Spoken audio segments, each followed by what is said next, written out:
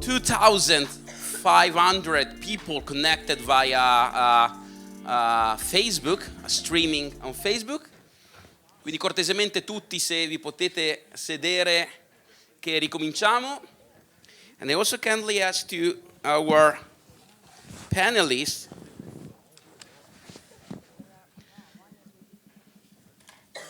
okay, so we are all five.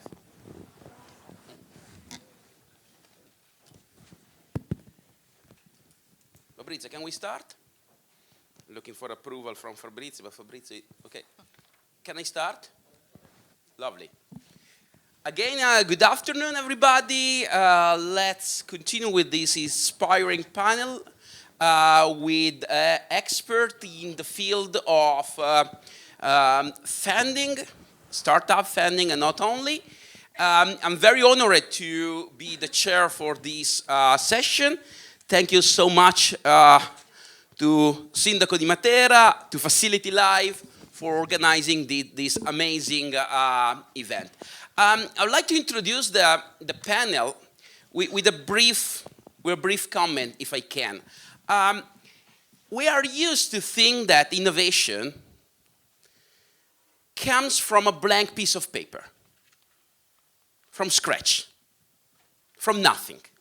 So you're doing something, and an idea comes in your mind, and the innovation starts. And if you think, there is also the concept of creative disruption that let you think something like that. Disruption. You have first to destroy everything, and then you restart from scratch. I think that this is not the case, or at least it may be the case sometimes, but not always, sorry. Sometimes you have to build up innovation from something existing. Indeed, today we are talking about connecting, matching, exchanging. Connecting, matching, exchanging. Three different flavors, three different tastes of networking. And if we think of innovation like connecting dots, as we say this morning, but also as reconnecting dots. Because very often innovation is not something that comes from a blank piece of paper. The majority of times innovation is a recombination of existing things, is a novel architecture among existing things. And Matera is a beautiful metaphor, is a beautiful image for that. Let's imagine that you see at the Sassi di Matera.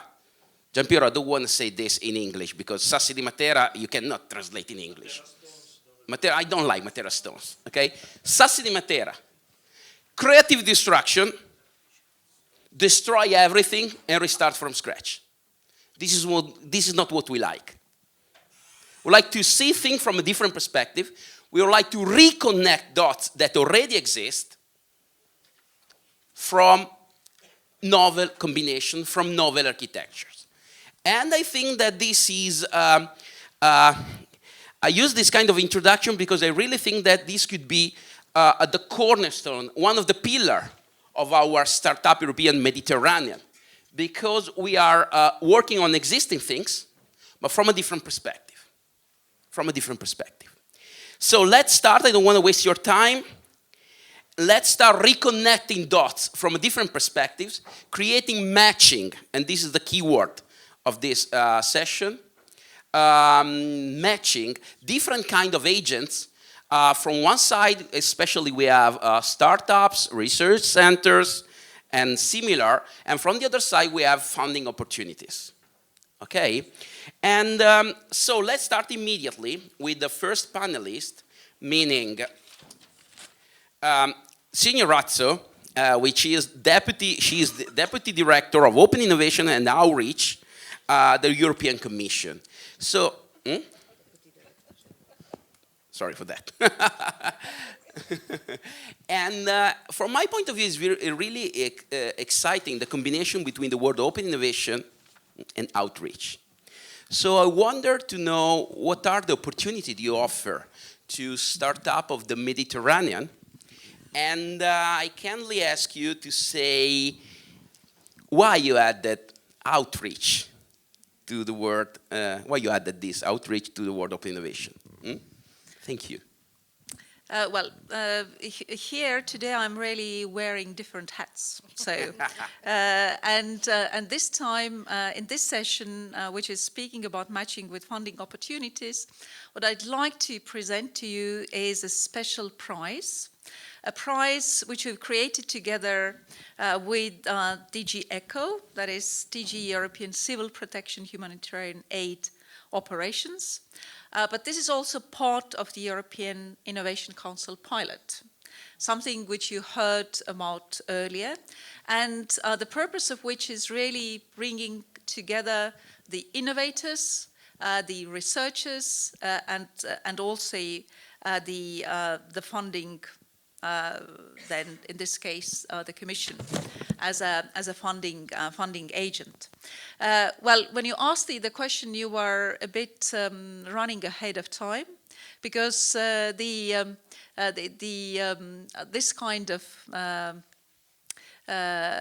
title I'm going to wear in our new organizational structure, which has not yet been confirmed.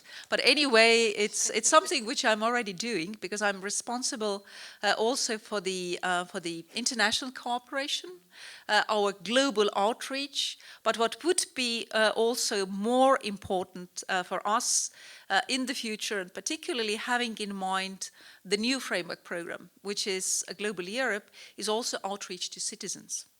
We really need to make sure that what we are doing, what we are funding with the European money will have its impact. Will have its impact on the communities, on the societies, and that also the ordinary citizens can understand what kind of benefits, what kind of new opportunities these funding will create. And I think this will go very well with also the title of our panel, Matching with Funding Opportunities. But now, if I may just briefly to speak about the prize, because the prize, the aim of the prize is also to create opportunities for the innovators, for the researchers, but also have in mind what are the needs, and particularly what are the needs in the case of humanitarian crisis. And this is something which is also very important when we have in mind our international cooperation, also international cooperation with Africa. And what will be the purpose of the prize is really to focus on innovation and also advanced technologies in humanitarian aid. Now, just to give some possible then the examples. For instance, advanced materials which could be used to build shelters or to create, for instance, leg prosthetics with advanced properties in terms of resistance, weight, etc. Then, for instance, nanotechnologies which could be used to develop water filtration system, or 3D printing, which provides opportunities to manufacture first aid equipment in the field based on the very concrete needs. Overall, this will be the prize of 5 million, which has then 5 different 1 million prizes for different thematic areas. One for shelter-related assistance, then water, sanitation and hygiene, energy, health and medical care, and finally the last category, which is left open in order to be as inclusive as possible and looking really for innovative solutions that can come bottom up. So this clearly would be also an opportunity for the innovators in this region. Well, also connecting the dots, because it can also bring together the researchers and innovators from different regions. They can clearly co-create the potential solutions and could be also awarded the prize if their solutions are something which will be really innovative.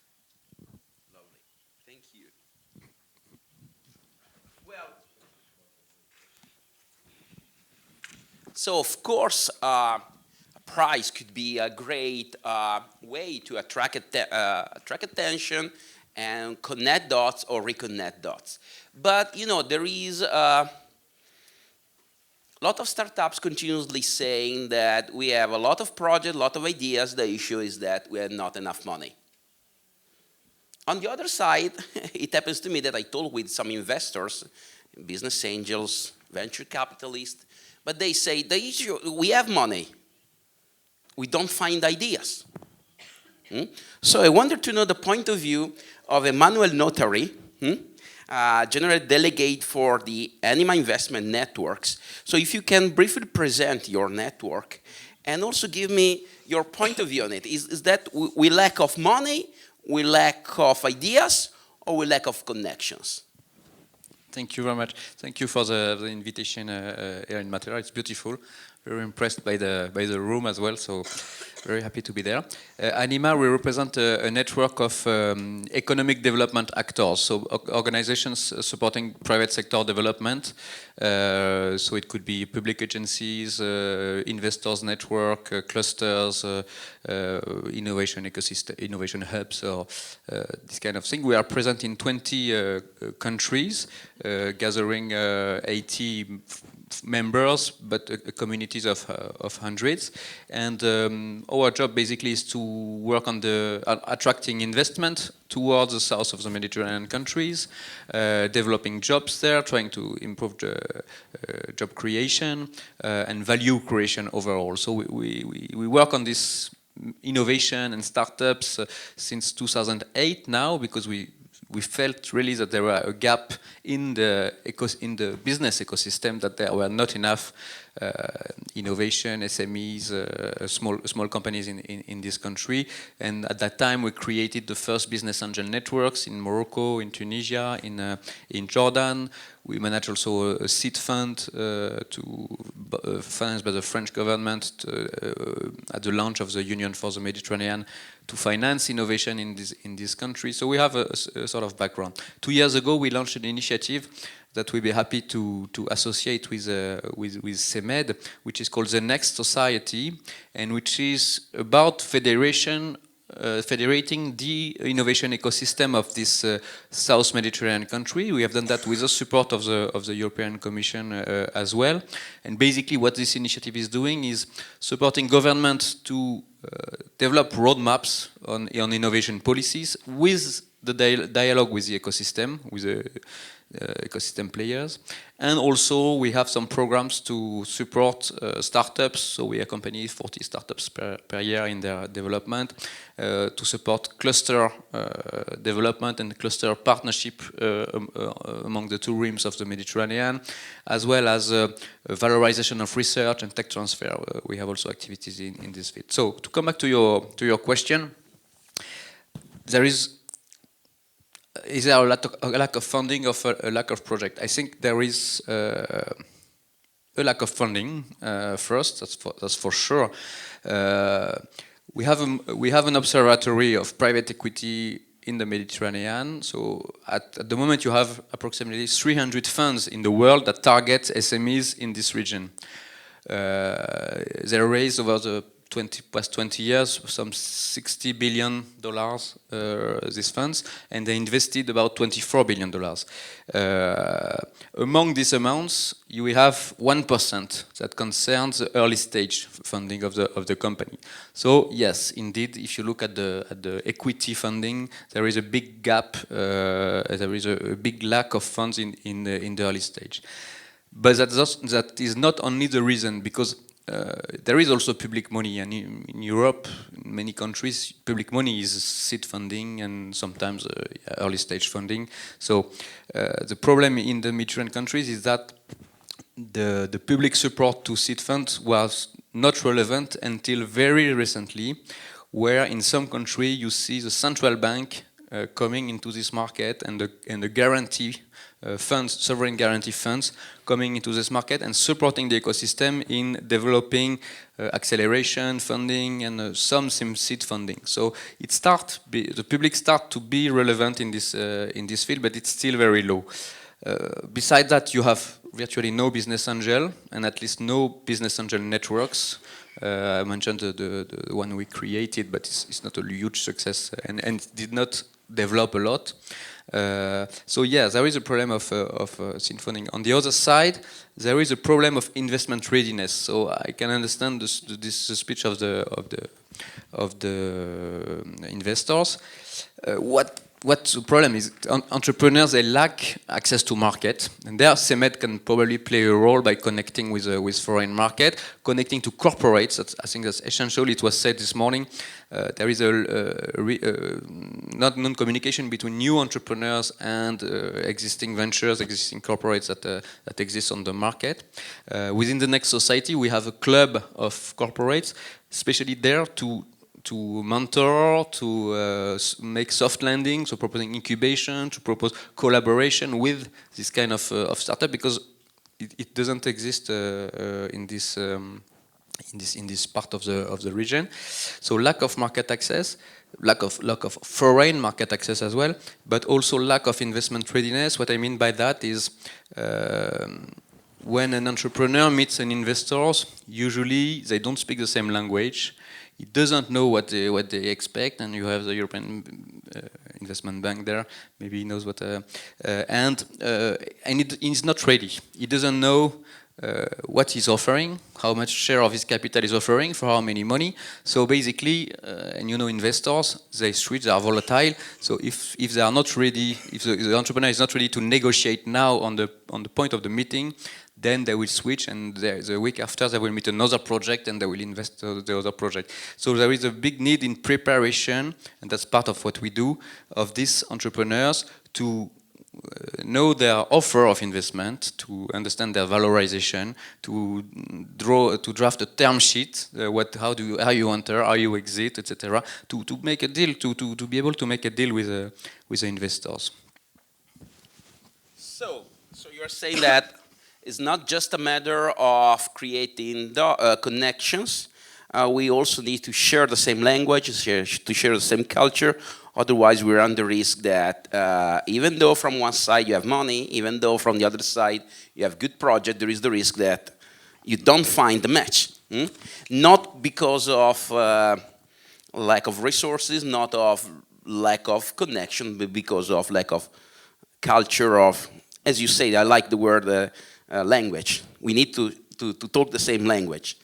Frankly speaking, I think that one of the best way to start talking the same language, one of the key factors of success is start exchanging resources, exchanging people, and also on the basis of staff exchanges. And that's one of the reasons why I really think that it's been a good idea to invite Alessandra Lucchini, which is the head of Luccheri. I'm a disaster with name. I'm really sorry for that. Which is the head of the Department for Excellence Science Department. And that is going to tell us a very, very inspiring project about staff exchange, right? Indeed. At least this is right. This is right, yes. Okay. Thank you very much. Buon pomeriggio a tutti.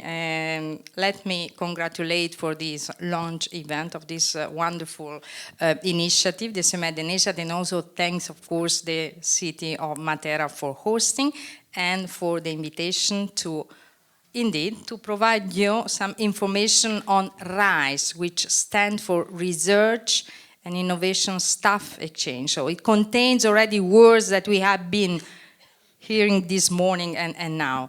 RISE is part of the Marie Skłodowska-Curie Action Program, which is a program providing, I hope that you know it, but from Horizon 2020, and is there since more than 30 years. So, and it provides opportunities for researchers, for training and career development of researchers through international, intersectorial, and interdisciplinary mobility in any scientific field. exposing researchers, exposing talents to different sectors, to different experience, not only allow our research and our talents to acquire scientific competencies, but also to acquire diversified competencies like entrepreneurial competencies or digital competence that would indeed help them to better match, to better reply to the job market.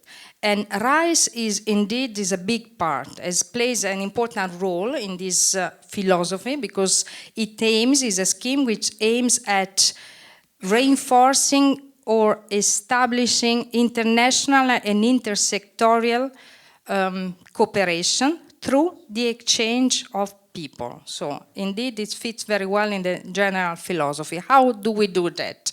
By supporting, by funding networks of organizations, any type of organizations, universities, research centers, small and medium enterprise, large industry, NGOs, consumer organizations, museums, hospitals, from any country in the world, who will have to present a proposal around a scientific project, a research project, and who then they exchange their staff, their people. So we support the exchange of staff among all those organizations. And when I say staff, that's the name indeed of the action, I mean researchers at any stage of their career, administrative staff, technicians, and also people that are dealing with human resources in research. It's really very broad, it's very flexible scheme and very, very broad. Now, so far we have funded, since the beginning of Horizon 2020, we funded 427 projects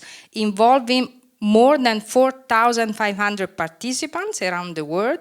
And those projects have already resulted in more than 40,000 months of exchanges. So really a big impact in terms of circulation of people.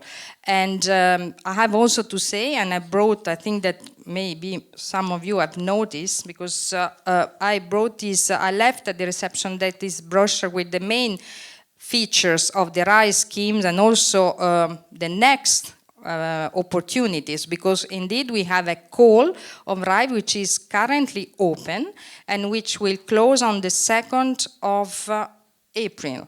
The next call, which would be the last one under Horizon 2020, will be published in December this year and will close on the 7th of April 2020. So there are still, of course, opportunities, and there are, of course, opportunities. There will also be opportunities under Horizon Europe, because indeed the scheme is very powerful, it's very well appreciated, and Marie Skłodowska-Curie have been also included in the Commission proposal for Horizon Europe, and this scheme the similar scheme will be kept, because I mean there is a need and there is a recognition of the fact that exchanging knowledge and setting up collaboration are powerful tools in order to generate innovation. Just to conclude, I mean, I think that the words that we have used today, connecting, matching, and exchanging, again, are fully in line with the philosophy of our program, because of the RISE scheme, because indeed we are connecting organization, we are connecting people, we are bridging organization of any type and in any country, so any type of organization, by supporting talents and by exchanging talents. So as we heard this morning, indeed it is very important that talents are supported, talents are connected, because only with the connection that you can get great things. So thank you very much for your attention.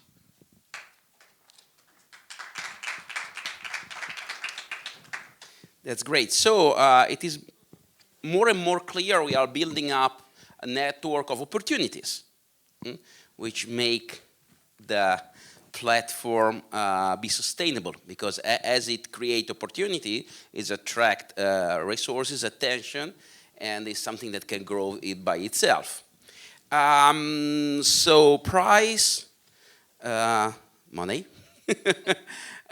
mobility, opportunity, different nuances of opportunities.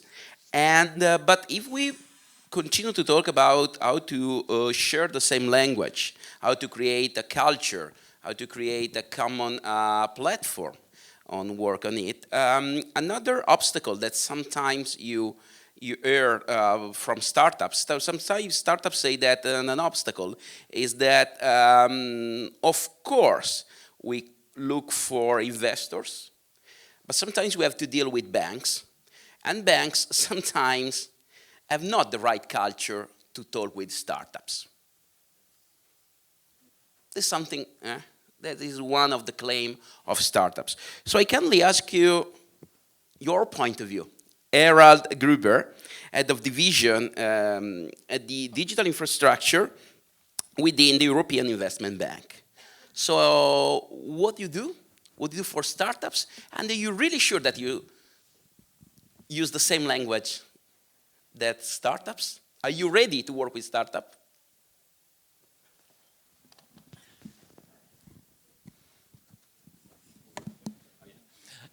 Yeah, first of all, thanks again for this very impressive invitation to this event. Very well received and quite impressed, so thank you.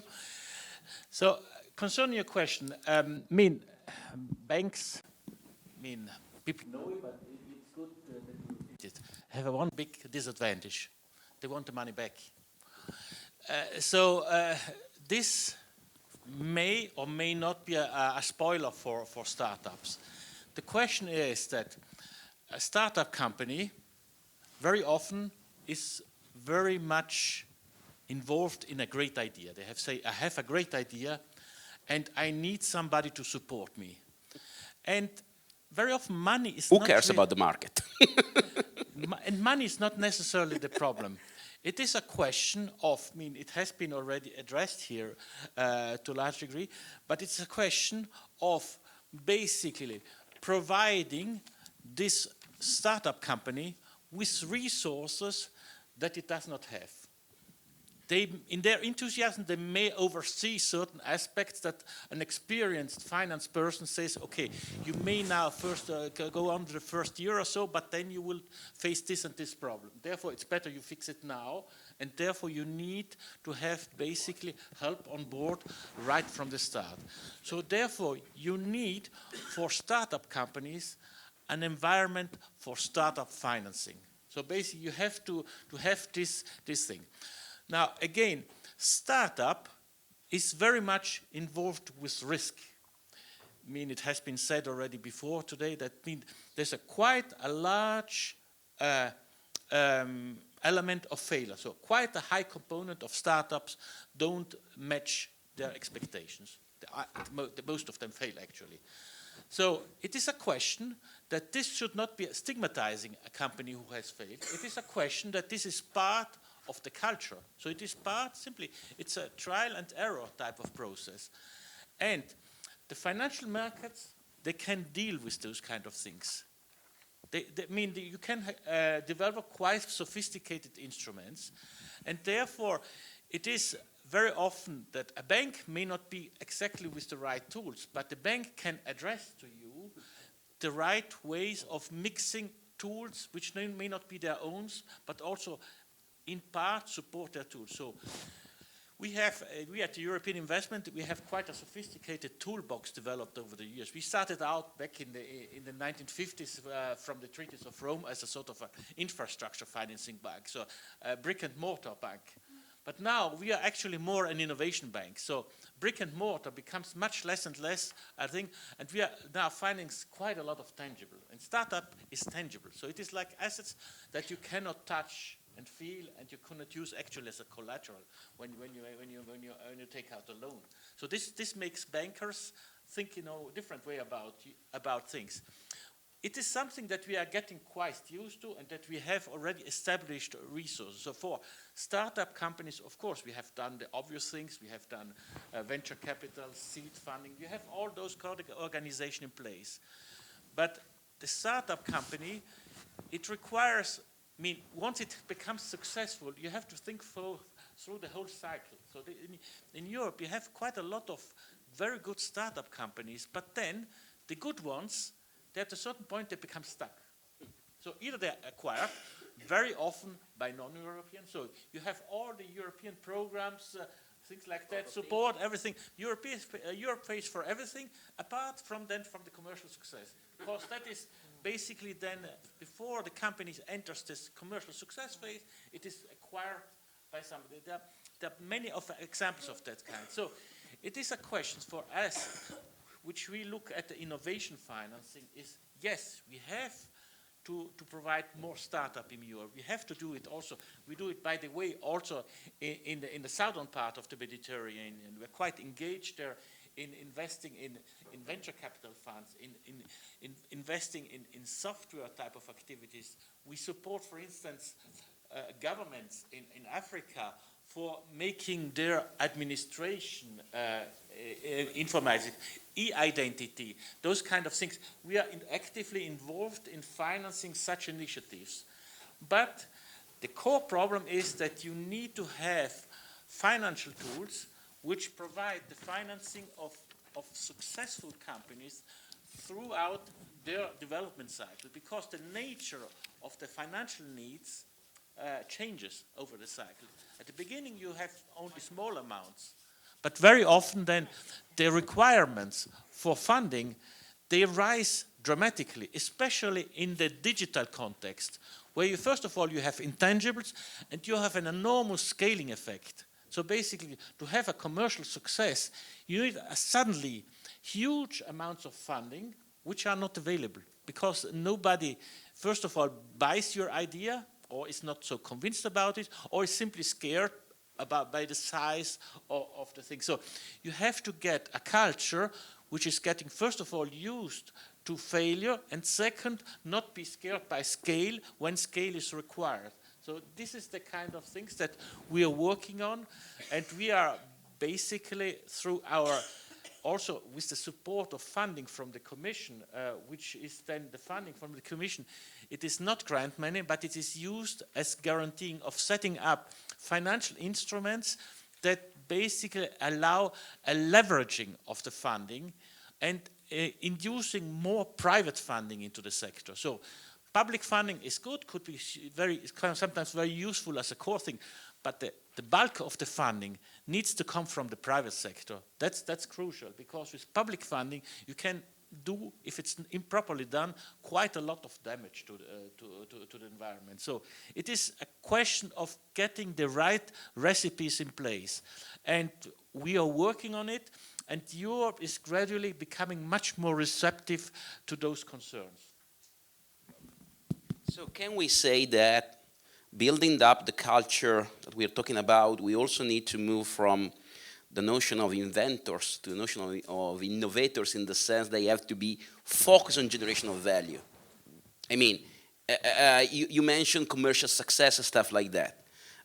It comes from a focus, from my point of view, a focus on the generation of value, because sometimes they are too focused on the beauty of technology, beauty of something which is new, but we need to be more focused on understanding what's really create value, and as they do something like that, they are more close to your point of view. Is that correct? Yeah, I mean, I think what is important, you have to go both. You need to have enthusiasm both of simply getting rich, or like in the example of a facility, I mean, you have, it's basically, you want to create a value that stays in the community.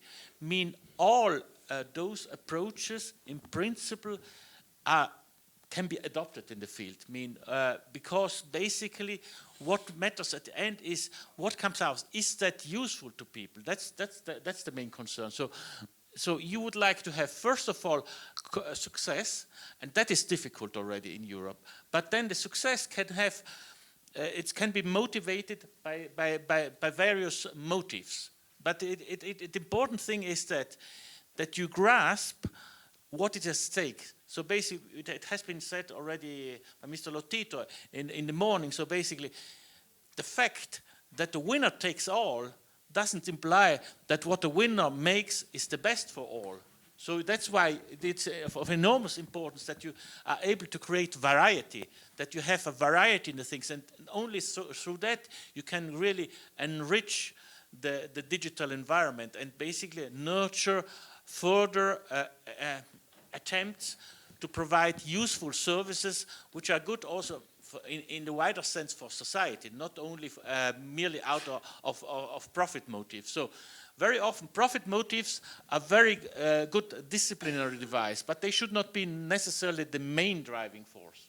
Makes sense. Thank you. Thank you for this inspiring contribution. Before to move to the next panelist, I would like, there is another comment. Well, the issue of access to market has been mentioned in this panel, but also in the previous panel.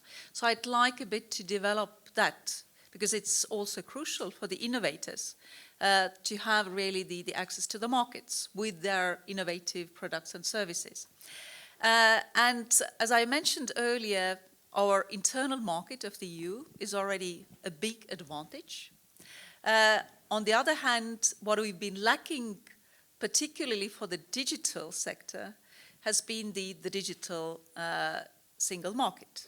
And that's why it has been clearly a very big focus of this Commission, and a lot has been done in terms of the regulatory framework, but also in creating opportunities for the innovators. And that's why Digital Europe and also the Horizon 2020 come in. But you not only need access to the markets in Europe, but also outside of Europe. Before joining DG RTD a year ago, I worked for 12 years in DG Trade as director, opening the markets in the third countries. And clearly, this is also a great opportunity, particularly for the SMEs. And that's why we integrated also the focus to the SMEs in our free trade negotiations. Whether it be with Canada, with whom we have FTA, with Japan, which was just enforced very lately, but also with Africa, because we have quite a few free trade agreements, which I think are very important also for the companies in this area, but also negotiating quite a few additional ones in Asia, but also in Latin America. But in terms of the market in the EU, as mentioned, what we have in mind is the so-called innovation principle, which my colleague Fabienne already mentioned, namely to have in mind always for the European legislation, but also for the regions and for the national governments, that we should create the framework, legislatory framework, which does not hamper innovation, but which promotes new approaches and new innovations. I think this should also go hand in hand with the funding opportunities. Great. And this morning, in talking about this, the creation of this so-called European digital market, this morning we also say that a feature that could be a special characteristic of Europe could be also a great attention on ethics. There's a topic that has been mentioned this morning. And I guess that this leads to the missing keywords, together with mobility, with money, with passion and stuff like that, which is sustainable innovation.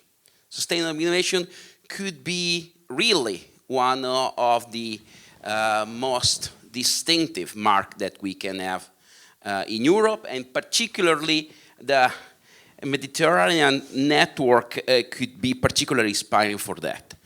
So from that point of view, I kindly ask you your point of view. I'm talking with Siri Gruber, which is the head of a very, very inspiring project from my point of view, which is called, if I correctly say, Healthy Oceans and Seas. Is that right? Not yet. But not yet. It will come. I'm in not the yet? same situation. Yeah. Okay. For the moment, the title is Marine Resources. So but it's going to evolve. It's going to evolve into a healthy ocean. But we would like to learn more about this project. Thank you. So good afternoon to everyone, and I just would like to reconnect to my colleagues in thanking, first of all, in congratulating all the organizers for this fantastic inspirational event today, but also for this fascinating location. And I would like to really thank the mayor as well from Matera. Now, many things have been said. I was listening, and I come more, not physically, I come from the mountains, but professionally, now I come from the sea and from the oceans. So if we look at, we talked a lot today about the Mediterranean. We didn't talk about the Mediterranean Sea, about the Mare Nostrum. So let me add this perspective really now. And you have mentioned connecting, matching, exchanging as the three keywords. Would you allow me to add two more words, please? Good, thank you. I would like really to add two more inspiring words, which is trusting and also the joint ownership. And that reconnects as well to what has been said, I think, this morning. The Mediterranean Sea does not only divide us, first of all, it connects us. And I think that is where we match.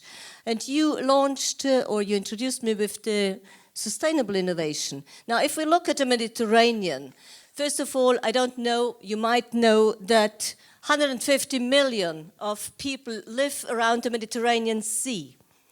Did you know that? We have more than, in the Mediterranean and around the Mediterranean, we have more than 400 UNESCO sites. Matera is one. We have a huge cultural, really, patrimony to protect. We have in the Mediterranean Sea more than 250 marine protected area, because the Mediterranean Sea holds 28% of the world biodiversity for the species, which is actually losing out, and I come to this afterwards. And the Mediterranean Sea is the second world destination for cruise ships and for tourism. So, the Mediterranean Sea for us is, of course, an enormous source in terms of value creation, innovation for food, for energy, for tourism, for medicine, etc. But at the same time, while we really try to harvest all this, we put enormous pressures on the Mediterranean Sea. And if we are not continuing to work sustainably and look what are really the sustainability requirements which can drive innovation, and particularly the disruptive and the digital innovation, then we will not really be able to balance this huge dilemma.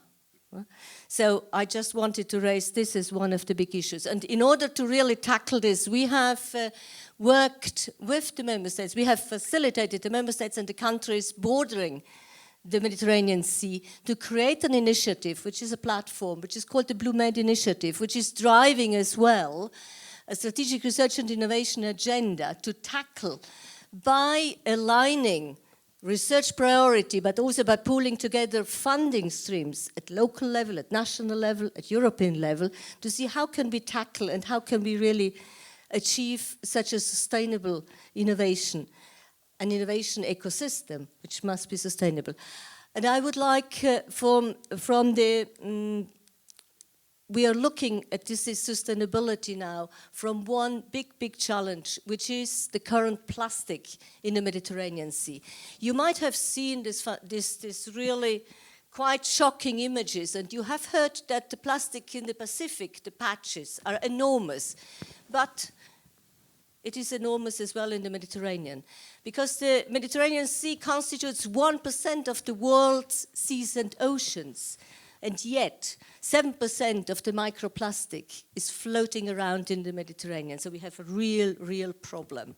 And in order now to tackle this challenge, and based on an initiative which the Italian partners in the Blue Med have launched together with the French, we are going to launch a pilot initiative to tackle and to really work towards a plastic-free Mediterranean. So my challenge to all of you is, first of all, it's an invitation to be part of it.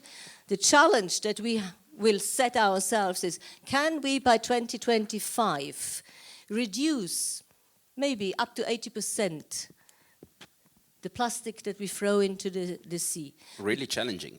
Yes, but it is equal. This is as well one of the Sustainable Development Goals.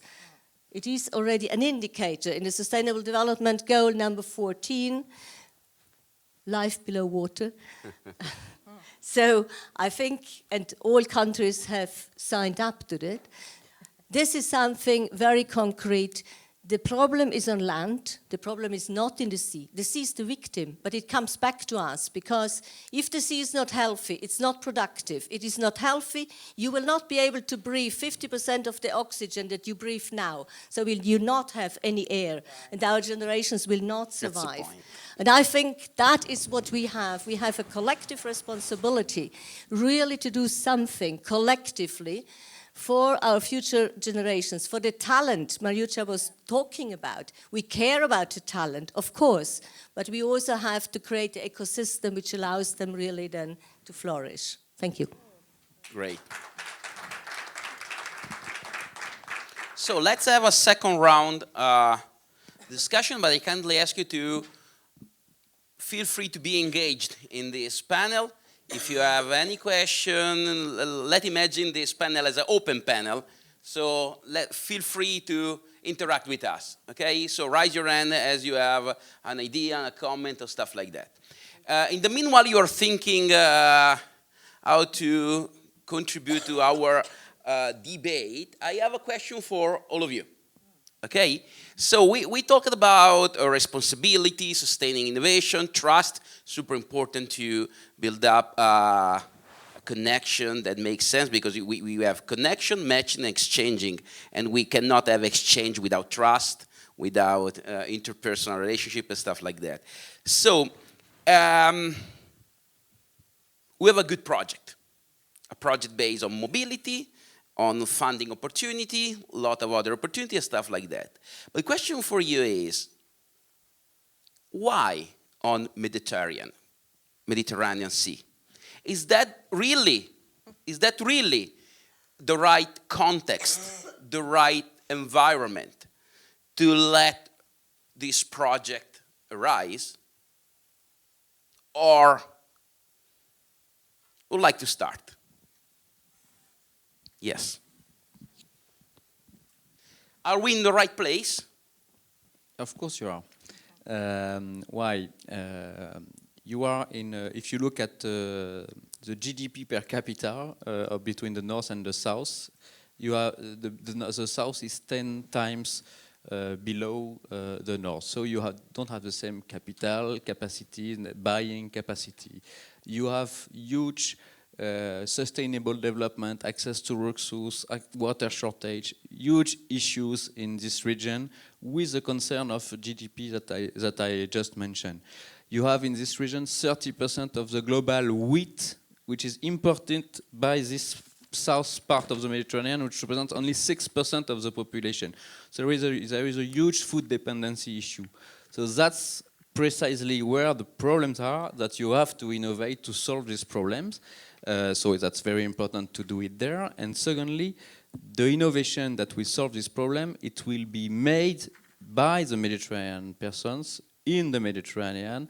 It's not with our solutions, with our equity, with our capital, with our technology, that we will be able to answer this problem in a sustainable manner in Africa, because we will not have in front of us markets that can deliver the same capital, the same technology, etc. So that's very important for them, but also for the whole world, that innovation happens in these countries to solve the problem of these countries. So that's why it's important to do it there. So we have one yes. Yeah. Others? Well, I can provide another yes. Another yes? Another yes, yes. Two indeed. out of two so far. So clearly research and innovation can bring solutions of the future for all different areas, different countries. But what I think here in this region, in this area, it can also help to solve some particular issues.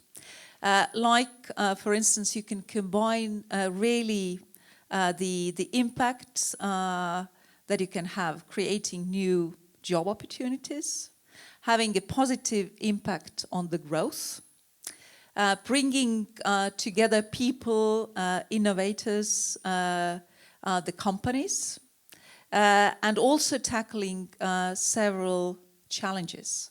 Challenges which are global in nature. When we speak about the Mediterranean Sea, actually the solutions that you can find would be something which would be very useful, not only here, but also on a global scale. So you can clearly find the innovative solutions which can be scaled up, and scaled up not only in this region, but also for the whole Europe and also globally.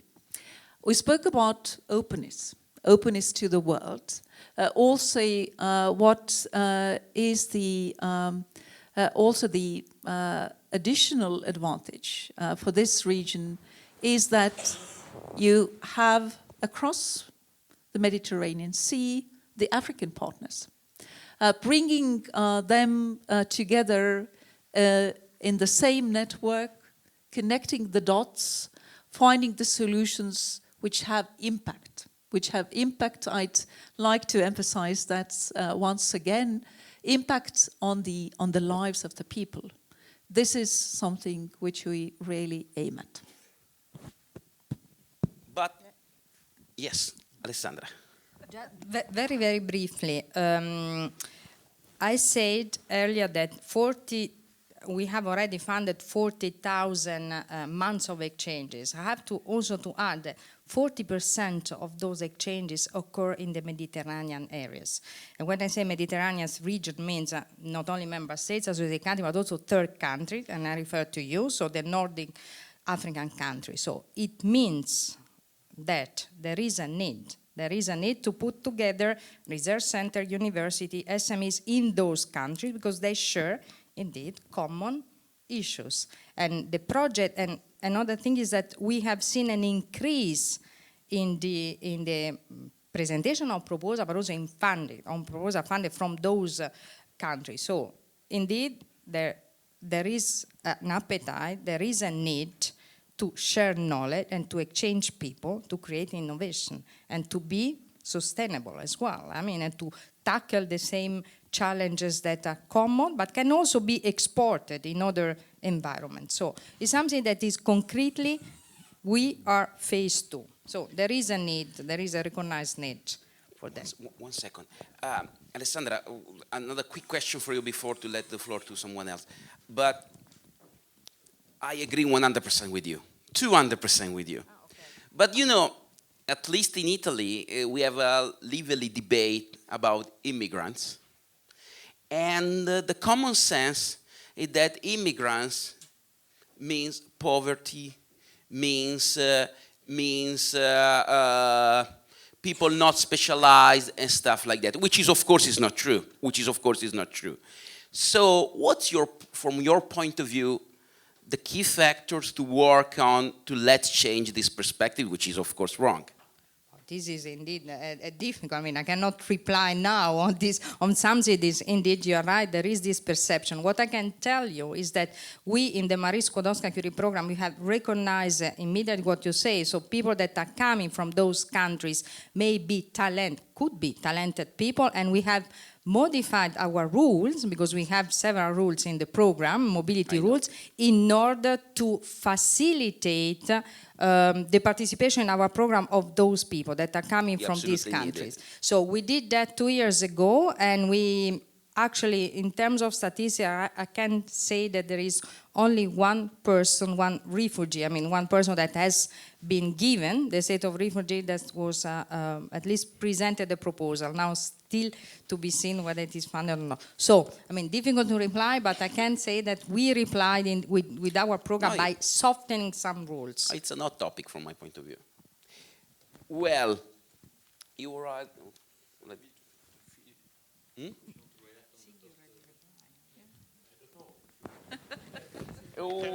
One of would like to start. Still on the same question. Yes, still on the same question. I'd like to see how many yes we have. So far we have 3 yes. I think yes is an obvious answer, because innovation is simply what you have to do. If you don't do it, things wouldn't get better. So innovation is a need. The question is rather, you can innovate in many ways. You can innovate in an efficient way or in an inefficient way. So is that the Mediterranean Sea the best place to innovate efficiently? One needs to find an efficient way to innovate in the Mediterranean. It may be different than in other areas. So you have to find the most appropriate way of innovating in this region. And therefore you have to start out, first of all, what do you have? What are the problems and what are solutions, potential solutions to those problems? So you need to have a sort of an analysis, what kind of innovation is best suited to deal with the problems that face this area. So digitalization is an obvious component nowadays in the solution of problems. But again, within digitalization, you can have quite different approaches. And therefore, it is of utmost importance, in my view, that you have a digitalization strategy which allows sufficiently for the high complexity of the situation in the area. So it is not a homogeneous area.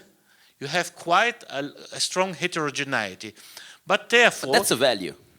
It can be a value. I'm not judging it. It's a fact. Let's put it that way. It's a matter of fact. So therefore, you have to provide solutions that are not of the one-size-fits-all type. So you need to have solutions which are capable of capturing the intrinsic diversities of the different contexts, the local contexts. So therefore, you probably need to have a fairly sophisticated and flexible approach in innovation. Nevertheless, when you talk about innovation, it requires resources. It's not that you don't have to, you can simply, okay, now I don't need any money. Innovation is expensive. Innovation, you have an expensive part, you have a monetary part, but it's also innovation that you can achieve simply by a stroke of a pen. It is a political decision, it is a regulation. So therefore, innovation is an omnicomprehensive concept. I think if you get aligned those different aspects, you can do extremely successful innovation policies to change things in a desired way. You're convincing me that, yes, we can do it. Mediterranean Sea could be the right place, but your words are suggesting me that we need our model. We need to find out our way. We cannot copy, there is in the literature about innovation, there is a kind of innovation called copycat. You have not to invent any time something new. Sometimes you need just to see what happens into another place and adapt it in your place. But maybe this is not the case. Maybe we cannot copy the model of Silicon Valley or stuff like that. We need to find out our way. Our model to be innovative in an effective way. Okay, we need to find out our way, and this could be a little bit complicated. Sigi, 1 second. Sigi, can we put sustainability at the center of the Mediterranean model for innovation? I don't think. Thank you for this question. I don't think the question is, can we? I think we must, because we are, as my director uses to say, we are the last generation, at least people from my age, maybe those a bit younger as well, we are the last generation who actually can ensure that sustainability will not be only an empty declaration. So what I thank all the speakers, what I have heard this morning, what I have heard now, I think let's just get on. Let's start talking. Let's just get on and do the things. And I think the Mediterranean, we heard it today, there's so many initiatives. What SEMED can do very well is to connect the dots. And then all the other different initiatives that have been presented, they need to do the same. We should not talk, we should act. and we should act for responsibility. Talk is not enough, we need to act. I'd just like to give you examples. There is a company called Nielsen Engineering. It's a Tunisian company. They are making a machine of compacting of waste. And the originality of their machine, made in Tunisia, is that they compact 24 family of waste: the glass, the carton, the board, the wood, etc. Which in Europe you would need 5 machines. As a collectivity, you will need to buy 5 machines to do the same job. So obviously, the lobbies and the industrialists in Europe ban this company to come to the market in Europe, and the local authorities and get their market on the locality. However, the guy managed to have one market in Montpellier, in the south of France. Based on this good reference, he's now sold 900 of these machines in Africa, and he's spread Africa with this machine. So it's cost effective. It's a sort of frugal, technological, but frugal innovations made in Tunisia, and it's spreading all over Europe. And so one of these days, this kind of company will come to spreading the whole world. It's a huge success story. Well, any comment, any questions from the audience? Come on, finally. Come here, come here. We want you on stage. On stage? Oh, yeah, come on, get here. Connecting. Okay. So thank you very much. My name is Margherita Cappelletto. I work for the National Research Council of Italy, and I'm the project manager of the BlueMed Coordination and Support Action. I have to really thank Sigi, because she brought to my mind this connection of the blue ecosystem. For us that we used to work in the blue, not only at the environmental aspect of the blue world, but also in terms of stakeholders, we see that the more the connection increase, the more the complexity increase, in particular in the Mediterranean Sea, which is a very, very specific area. So I think that a lot of incredible good ideas have been discussed this morning and now. If you, in a couple of words, can say how SEMED can help managing this complexity, reducing sometimes the fragmentation, this will be very, very helpful for us in connecting these two ecosystems, the blue ecosystem and all these startups ecosystem that we really need. Thank you, Margherita. Thank you. Would like to reply?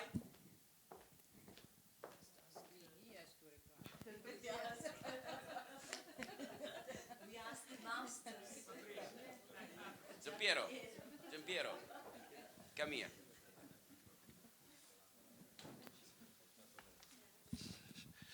But it's important to find the right way to connect everything. Giampiero, because can I stay with you?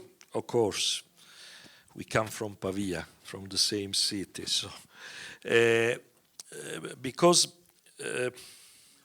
what is important in this project and today in this discussion is that this networking of startup is a startup, because we have no previous example of this kind of program managed by a platform, a digital platform. Not only we are trying to create a digital platform that not only connect, not only map, not only allow exchanges and other things, but also we are trying to create a network and a community with a digital platform that allow the people to find information. And this is a challenge in the challenge, because what I didn't tell today in the morning, because we had so many topics in the morning, is that one of the European challenges, one thing where Europe can win the digital challenge is the information access. Because today we need algorithms, we need the pervasive artificial intelligence in perspective, because we have no good technologies that allow us to have a very well information access. So, connecting projects, connecting ecosystems, connecting investors, and connecting environments generally that previously were not so well connected means primarily give an information access to all the people involved that is a new generation information access, precise, fast, and contextual. Because today we have a lack of information access with these three connections. In this way, connections will be created also connecting. It's very difficult to forecast what will happen when we will connect so many environments that today don't speak together. So this is a challenge in the challenge. If you told me 1 year ago you will connect the startup environment, innovation environment with BlueMed, my idea was probably is not a priority. After your words, I think that is a priority. Today, I am fully convinced that is a priority.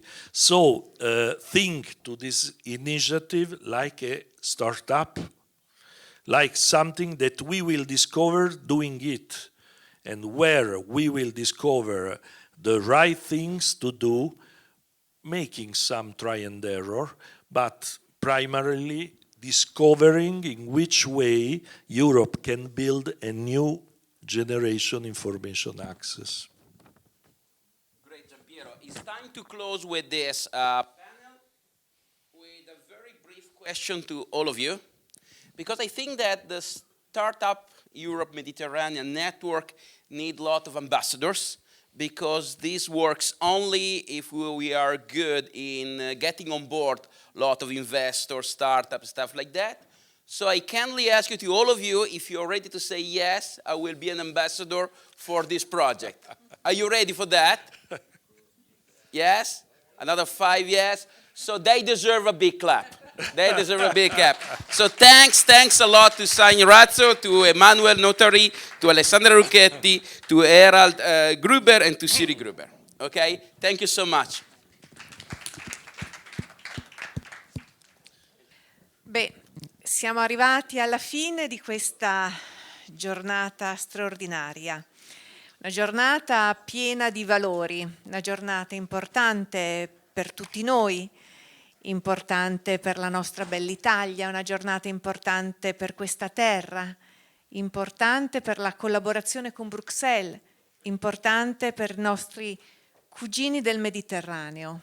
Beh, che dire, un ringraziamento a tutti veramente per la partecipazione e per il cuore che ho visto che è stato messo in più di un'occasione. Più che mai posso dire che sono orgogliosamente italiana in Europa. Grazie.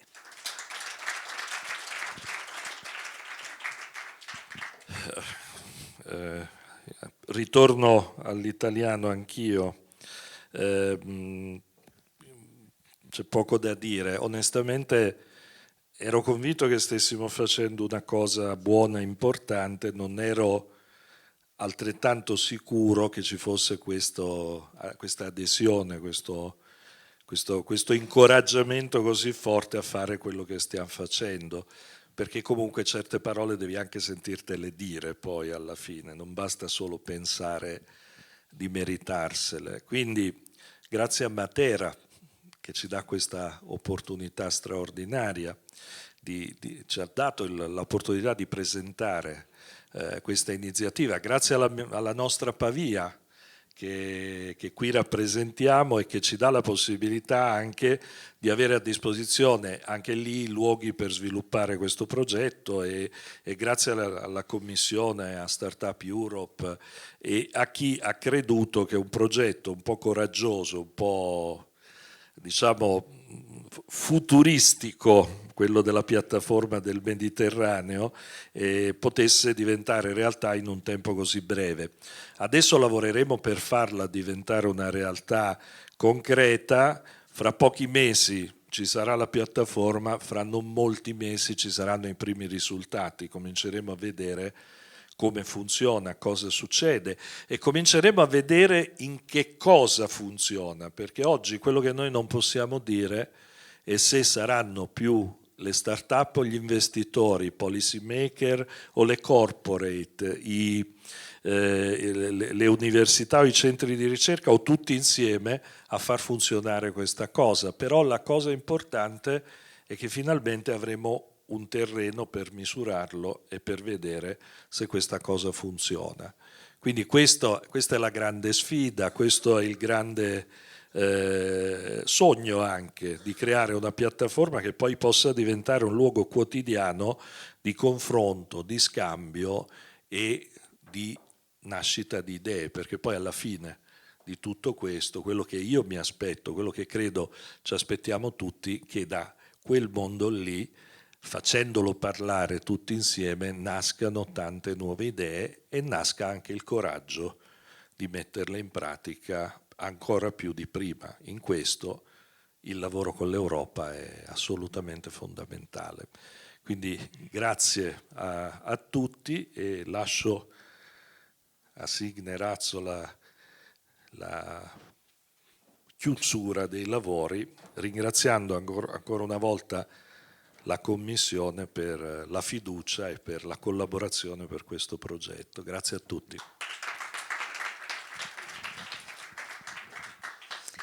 Well, many, many thanks. I'm also glad to see that there are still quite a few of you. Thanks for your patience that you stayed inside despite the excellent weather outside. Many, many thanks again to the Mayor of Matera for hosting this event in this really exceptional venue. It's been a fantastic day. Many, many thanks to all the speakers for your inspirational and also rich presentations and discussions. This is an event which has been dedicated to the launch of SEMED. But actually what we've heard in the course of today has been really very rich, how this initiative can be connected to all multiple initiatives which are already there, or will be supported by European financing in order to bring together. And just a few key words which we've heard today. How to collaborate, how to build bridges, how to connect people, how to connect companies, how to connect ideas, how to act, which I think is really the need that we need to not only talk about collaboration, but really to act in order to do so. So I'd really like to thank the organizers of the event Facility Live and also looking forward to celebrating SEMED success at the Digital for Med conference in Brussels in April.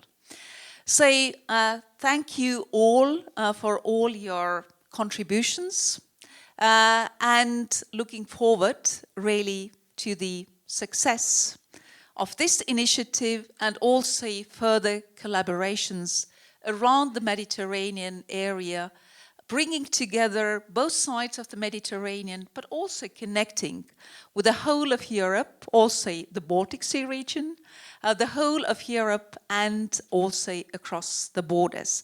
Many, many thanks and hope to see you all soon. Thank you very much.